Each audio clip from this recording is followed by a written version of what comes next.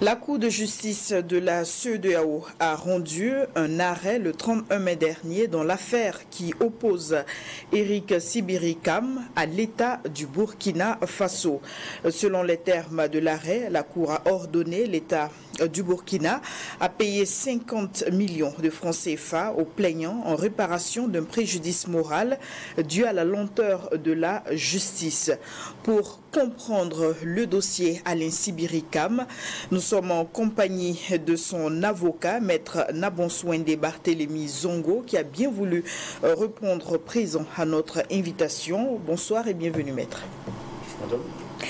Alors, le dossier Eric Sibiri-Kam, administrateur civil à la retraite, remonte à 2002, lorsqu'il était en fonction chez le médiateur du Faso, autorité qui a mis fin à ses fonctions le 27 novembre 2002. Et tout est parti de là, n'est-ce pas? Exactement, madame. Exactement. Je puis vous dire que M. Kam était administrateur civil et à ce titre, il a été mis à la disposition du médiateur du Faso. M. Kam, c'est quelqu'un qui aimait s'exprimer par voie de presse. Donc, il a donné une opinion dans la presse écrite sur l'augmentation du salaire des fonctionnaires. C'est à partir de cela que le médiateur du Faso a estimé que M. Kam avait manqué à son obligation de réserve. Parce que, étant fonctionnaire, il ne devrait pas s'exprimer par voie de presse sur l'augmentation des salaires dans la mesure où cela pourrait influer sur le climat social. Donc le médiateur a estimé bon de mettre fin aux fonctions de M. Kam. M. Kam a saisi le juge administratif, évidemment, le juge administratif, le tribunal administratif de Ouagadougou, pour dire qu'il n'est pas d'accord avec la décision du médiateur et demander l'annulation de cette décision. Effectivement, le premier juge a estimé que M. Kam n'avait aucunement violé son obligation de réserve et a annulé la décision du médiateur du Faso. Voilà. Donc, contre cette décision, évidemment, le médiateur a fait appel et le dossier est allé en 2005 devant le Conseil d'État statuant comme juge d'appel. Le Conseil d'État a mis 2 ans pour rendre sa décision, en infirmant la décision du premier juge et en rejetant l'action entreprise par M. Kam. Ça, c'est intervenu en 2007. De 2007, M. Kam a attendu jusqu'en 2020 sans avoir une décision de pourvoi en cassation. Parce que je vous l'ai dit, M. Kam a introduit également un recours en cassation en 2007, notamment en juillet 2007. Donc, il a attendu 13 ans durant sans avoir une suite à son recours. Alors, M. Kam n'est pas resté inerte. Lorsque il a introduit son pourvoi en cassation, il a plusieurs fois approché les autorités du Conseil d'État, juge de cassation, pour demander qu'on donne une suite à son dossier. Aucune suite n'a été donnée à son dossier. M. Kam a écrit, il était obligé d'écrire. Naturellement, dans l'administration, il faut laisser des traces. Donc, il a écrit 2 fois de suite. D'abord en 2014 et ensuite en 2018 au premier président de la Cour du Conseil d'État pour lui demander d'utiliser quand même ses pouvoirs de premier président pour qu'une suite soit donnée à son recours en cassation. Ce qui n'a jamais été fait, madame. Voilà, c'est tout cela qui nous a amené à saisir évidemment la Cour de justice de la CEDEAO parce que nous avons estimé que les droits de M. Kam ont été violés, notamment son droit à un procès équitable dans un délai raisonnable et également son droit à un recours effectif. Le procès dans un délai raisonnable, évidemment, tient au fait que la procédure a duré extrêmement. Mais le recours effectif pour nous, c'est parce que justement M. Kam a saisi une juridiction, aucune suite n'a été donnée à sa saisine. La Cour de justice de la CEDEAO a apprécié la cause. Elle a estimé qu'il n'y avait pas de violation à son droit au recours effectif parce que le recours existe, nous l'avons mené, mais elle a estimé qu'il y avait quand même violation de son droit à un procès équitable dans un délai raisonnable devant une juridiction impartiale. Voilà. Alors, Maître Zongo, nous allons revenir sur l'appréciation de l'arrêté de la Cour de justice de la CEDEAO. Revenons donc aux faits. Alors, vous estimez donc que clairement, il y a eu excès de pouvoir face à votre client? Je ne sais pas s'il faut qualifier ça d'excès de pouvoir, mais de mon point de vue, la justice doit être rendue dans un délai raisonnable. Voilà. Le délai raisonnable, comme l'a dit la Cour de justice, est apprécié en tenant compte de la situation exacte de la victime. Voilà. Il n'y a pas un délai fixe arrêté pour que le juge rende sa décision, mais il faut tenir compte de la situation de la victime.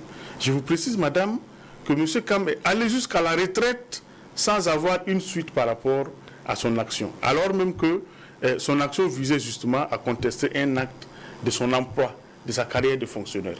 À partir du moment où il est allé à la retraite sans avoir une suite à son action, bon, bien évidemment, on peut estimer que la justice n'a pas été rendue dans un délai raisonnable. C'est d'autant plus que lui-même, il a pris le soin d'interpeller l'autorité. Vous voyez? Donc, à partir de ce moment, naturellement, le délai n'est pas raisonnable parce qu'on aurait pu rendre une décision. La Cour n'a pas essayé de voir si la cause est juste ou injuste. Non. La décision peut être favorable ou défavorable, mais au moins rendre une décision pour permettre à l'intéressé de savoir à quoi s'en tenir. Merci.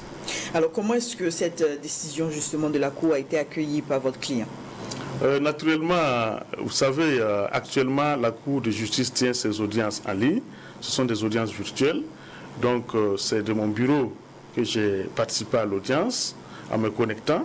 Et lorsque la décision a été rendue, j'ai immédiatement appelé mon client pour l'en aviser. Il a crié de joie. Il a crié de joie parce que pour lui, c'est un soulagement. Vous savez, ce n'est pas tant la valeur pécuniaire de la décision qui compte, c'est surtout sa valeur morale. Voilà. Mon client est vraiment satisfait moralement actuellement. Et j'ai pu vous dire que cela même va prolonger sa longévité, parce qu'il est d'un certain âge.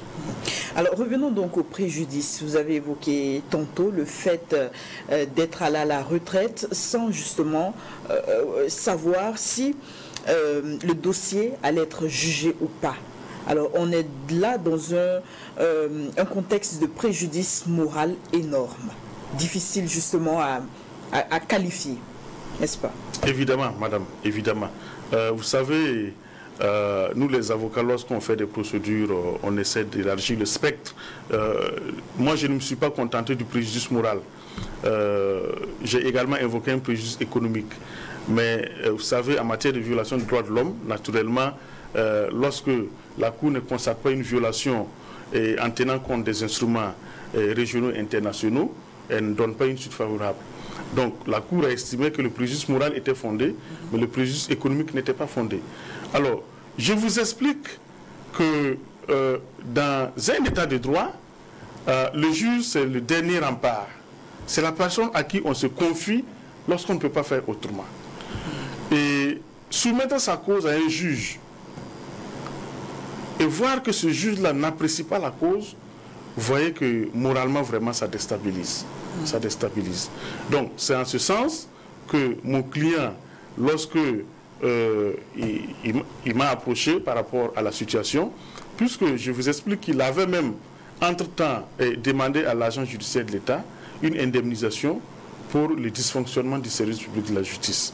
Alors, lorsqu'il m'a approché, moi, j'ai estimé qu'il y avait quand même violation des droits de l'homme et qu'au lieu de s'en tenir à nos juridictions pour revenir dans le même spectre, il est mieux qu'on saisisse la Cour de justice de la CEDEAO pour cette violation-là. Donc, moralement, évidemment, c'est un préjudice énorme, inqualifiable. On ne peut pas indemniser à sa juste profondeur ce préjudice-là. Voilà. Donc, c'est de façon vraiment, j'allais dire, de façon raisonnée que la Cour a estimé qu'avec 50 millions, on pouvait indemniser le préjudice, tout en précisant que le préjudice moral n'est pas indemnisable à la profondeur du préjudice. Alors, pour revenir justement à l'arrêté de la Cour de justice de la CEDEAO, vous expliquez qu'au-delà du préjudice moral, qu'est-ce qui a été dit? Est-ce que la Cour instruit les autorités, les juridictions burkinabées à se prononcer rapidement sur cette affaire? Non, pas du tout. Pas du tout. La Cour de justice de la CEDEAO n'est pas une instance suprême qui apprécie les décisions des juridictions nationales. Ce n'est pas cela. La Cour, évidemment, n'a pas une compétence en matière de droits de l'homme exclusivement. Et d'ailleurs, les droits de l'homme ne sont qu'une compétence subsidiaire qui a été accordée à la Cour. Donc, c'est une juridiction qui apprécie, sans égard à l'épuisement de voies de recours internes. Ça veut dire que vous n'avez pas besoin, lorsqu'il y a une violation, de finir de saisir les juridictions burkinabées, les juridictions nationales, avant d'aller devant la Cour. La Cour ne donne pas instruction à une juridiction nationale. La Cour apprécie tout simplement en matière de droits de l'homme s'il y a violation ou pas, et si elle constate qu'il y a violation, elle prononce une indemnisation. Mais elle n'instruit pas non plus, elle n'a pas non plus instruit de faire cesser la violation dans ce cas, bien que cette prérogative existe. Dans notre hypothèse, la Cour a simplement ordonné une indemnisation pour réparer le préjudice. Mais est-ce que ce n'est pas une victoire à mi-parcours? Parce qu'on a le préjudice moral qui est rétabli, mais de l'autre côté, est-ce que cela sonne la fin justement de cette affaire? Ça ne sonne pas la fin de cette affaire, madame, mais je peux vous expliquer que comme le préjudice moral a été réparé, quand on dit moral, ça veut dire que le monsieur arrête de souffrir mentalement dans sa tête. La suite, c'est l'exécution de la décision. Et vous savez bien, on ne peut pas contraindre un État à exécuter une décision. On ne peut que négocier. Donc, moi, lorsque j'ai reçu notification par les greffiers de la Cour de cette décision, j'ai immédiatement saisi l'AJE, l'agent judiciaire de l'État, pour lui demander gentiment de mettre en application la décision en procédant au paiement. Vous savez aussi, la comptabilité publique est ce qu'elle est. Il faut budgétiser. Donc, on ne s'attend pas tout de suite à ce que l'État burkinabé paye, mais on compte sur la bonne foi de l'État. On estime que l'État, étant membre de la CEDEAO, et l'État ayant souscrit à tous ces instruments internationaux de protection des droits de l'homme, l'État burkinabé va s'exécuter. Alors, pour le dossier Kam Sibiri Eric, est-ce que vous le considérez comme celui de la victoire du justiciable en griffe faible face à l'autorité? On peut le considérer comme tel, madame. On peut le considérer comme tel, dans la mesure où voilà un monsieur qui, je vous le dis, n'a pas de moyens, et qui saisit le juge pour que le juge rende une décision, et le juge refuse de rendre une décision. Je ne pense pas que c'est seulement le justiciable faible. Toujours est-il que l'administration est toute puissante, mais je considère que c'est une victoire de tout justiciable, madame. Voilà, parce que moi, ce que j'espère de cette décision, c'est d'impacter positivement le fonctionnement de la justice burkinabé. Il faut que l'onde de choc de cette décision retentisse dans le milieu judiciaire pour que les gens sachent qu'on ne peut pas prendre le dossier de quelqu'un, ne pas le traiter et puis circuler librement, circuler comme on le veut. Je peux vous dire que ceux-là qui ont contribué à cette lenteur ne sont même plus aux affaires, madame. Ils sont tous à la retraite. Et c'est maintenant que la Cour, évidemment, a été saisie et se prononce contre l'État burkinabé. Mais je me demande si ces gens seront inquiétés un tant soit peu, parce que c'est l'État qui va endosser l'entière responsabilité. L'État, justement, qui est le garant de la liberté, de l'indépendance de la justice. Alors, dans le cadre de ce dossier, comment est-ce que vous appréciez, justement, le système judiciaire au Burkina? Le système judiciaire au Burkina, de mon point de vue et à mon humble avis, fonctionne bien. Il fonctionne bien. Parce que les juges font de gros efforts. Seulement, évidemment, on ne peut pas être parfait. Donc, il y a des cas rarissimes, comme le cas de mon client, qui arrivent parfois. Et c'est pourquoi ces personnes-là peuvent évidemment se pourvoir devant d'autres instances juridictionnelles pour assurer la protection de leurs droits. Je peux vous dire que dans l'évolution de la justice, il y a quand même un changement depuis une dizaine d'années de cela. Parce que il y a eu un moment où effectivement le juge tout puissant qu'il est pouvait refuser, entre guillemets, de rendre la justice. On appelle ça un déni de justice. Et puis, il n'y a pas de sanction. Mais actuellement, ça a changé.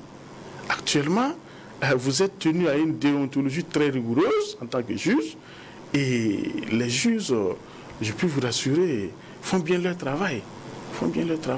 Donc, la situation n'est pas, j'allais dire, désespérante, mais il y a qu'on doit ouvrir l'œil. Ça veut dire la justice burkinabé doit savoir qu'il faut rendre la justice vraiment dans un délai raisonnable.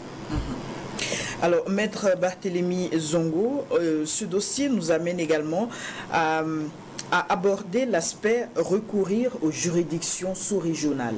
Est-ce que, de votre point de vue, les différents avocats ou justiciables ont souvent cette notion-là, aller vers des juridictions sous-régionales pour faire porter leur dossier? J'allais dire que oui ou non. Oui, pourquoi? Parce que, évidemment, je ne suis pas le premier à saisir une juridiction régionale. Absolument. Il y a eu plusieurs cas qui ont amené les avocats à saisir des juridictions régionales.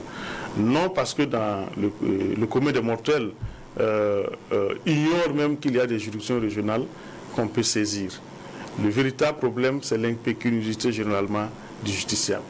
Voilà, parce que on a rencontré plusieurs dossiers pour lesquels, évidemment, le justiciable n'a pas les moyens de se pourvoir devant une juridiction régionale.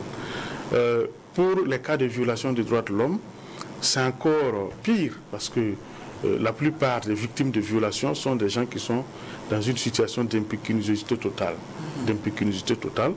Sauf que pour la Cour de justice de la CEDEAO, depuis l'avènement du Covid, les audiences sont en ligne. Donc, cela facilite évidemment la saisine et cela facilite les différents actes à poser devant la Cour, de sorte que le justiciable n'a pas à dépenser trop d'argent pour se faire assister devant la Cour. Alors, parlons de dépenser trop d'argent. Il faut au minimum combien pour pouvoir saisir des juridictions sous-régionales en fonction d'un dossier? Non, il n'y a pas de prix à payer à la juridiction, madame. Il n'y a pas de prix à payer à la juridiction. Je parle de dépenses, parce que, évidemment, si vous prenez un avocat, vous allez, évidemment, s'il doit se déplacer, il faut que vous assurez son déplacement. Si vous-même, vous devez vous y rendre, évidemment, il faut dépenser pour vous y rendre. Alors, c'est bien compris. Donc, le dossier Kam Sibiri Eric, pour vous, c'est une victoire? Évidemment, c'est une victoire, madame. C'est une victoire. Pas seulement une victoire d'étape, c'est une victoire pour mon client. C'est une victoire pour tous les justiciables burkinabés qui ont par moment vu leur dossier traîner en justice. C'est très important ce que vous dites. Alors, on va rappeler aux téléspectateurs que Eric Sibiri Kam était membre de la commission d'enquête indépendante dans l'affaire Norbert Zongo. Est-ce que ce dossier, justement, le fait qu'il a été membre de cette commission, est-ce qu'il n'y a pas un caractère politique dans ce dossier judiciaire? Je ne pense pas, madame. Je ne pense pas, parce que l'affaire Norbert Zongo date des années 98. Kam Sibiri Eric, je vous ai dit qu'il a saisi le tribunal administratif en 2005. En 2007, sur appel interjeté par le médiateur, le Conseil d'État, juge d'appel, a rendu une décision. Et c'est en 2007 qu'il a fait son pourvoi en cassation. Vous voyez qu'entre 1998 et 2007, beaucoup de temps se sont écoulés. Il a été mis en arrêt. Le médiateur, autant pour moi, a mis fin à ses fonctions en 2002, n'est-ce pas? Oui, en 2002, madame. Pour vous dire que je ne pense pas, ça c'est mon point de vue, qu'il y a un lien, c'est parce que justement, il a été détaché chez le médiateur du Faso. Si sa participation à la commission pouvait jouer sur lui, sur le plan de sa carrière, il n'allait même pas être détaché chez le médiateur du Faso. Voici des précisions qui permettent justement de mieux comprendre ce dossier. Alors, on va vous remercier, Maître Barthélémy Zongo, d'être venu sur ce plateau pour nous éclairer davantage sur le dossier Cam Sibiri Eric. Nous sommes donc au terme de cet entretien qui met également fin à cette émission 100% Info du jour. Merci pour votre attention. Merci, madame.